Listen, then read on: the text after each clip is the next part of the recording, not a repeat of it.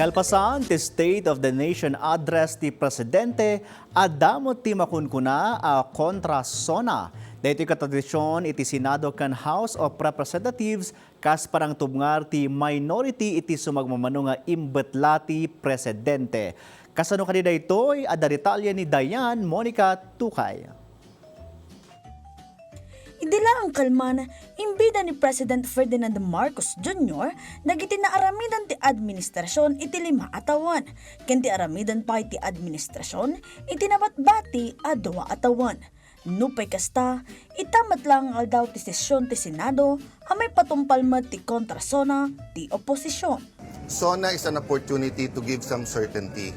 SONA is an opportunity not to pin the hopes on the administration but hope na on certain areas pwede magkaisa. On the part of the House of Representatives, the joint session is adjourned.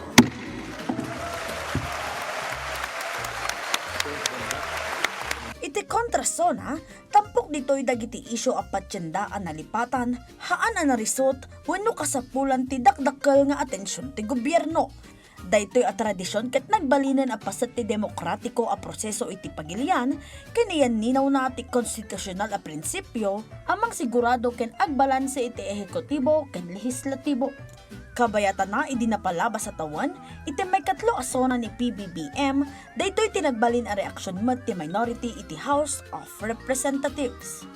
The true state of our nation can be viewed differently by different people with different point of views.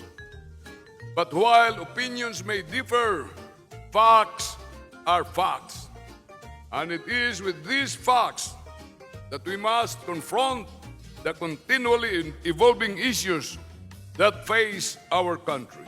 Iti met House of Representatives, no'y basar iti tradisyon, ti minority leader ti House ti mga papaay iti kontrasona gaputa, ti minority bloc katek kan iti anungan, amang sukimat kadagiti pagalagadan ti gobyerno, mang question kadagiti official claims, ken mangidatag kadagiti alternatibo a solusyon. Ti akamdakat saan lang ang may busor iti singasing, no diket, tapno masigurado adagiti tignay ti gobyerno ket mausig, ken mapagdedebatyan para iti interes ti publiko. Daytoy a panagandar ti panaymaton, ket masansan a maawagan kas fiscalization. Ken amuyo pay kaditi People's Sona, malaksid iti Kongreso, karaman pay dagiti civil society organizations, labor groups, youth organizations, manalon, transport group, ken dadumupay, ket maadaan iti peaceful rallies, ken assembly. Iibgas dadag iti pakasaktan a patsyenda amay kari iti dakdakkel nga atensyon manipod iti gobyerno. Agraban iti kinapanglaw, tangdan, edukasyon, panang taripato iti salunat, human rights, ken accountability, iti nagduduma a paset ti pagilian. May basar ti Article 3, Section 40 the 1987 Philippine Constitution at dakarbangan dagiti umili nga agtitipon, lakit di, natal na daytoy nga umong, ken may sayangkat ang may tunos iti lintag.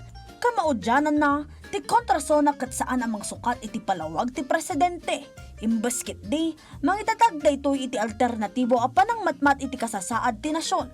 Amang ipalubos kadagiti Filipino, amang tingiting iti addang ti gobyerno ken dagiti kritisismo ti oposisyon, tapno makaarami da iti umno a panagdesisyon ken panirigan iti tunggal issue iti pagilian. Ita, amuyon, baro nga aldaw, baro nga adal.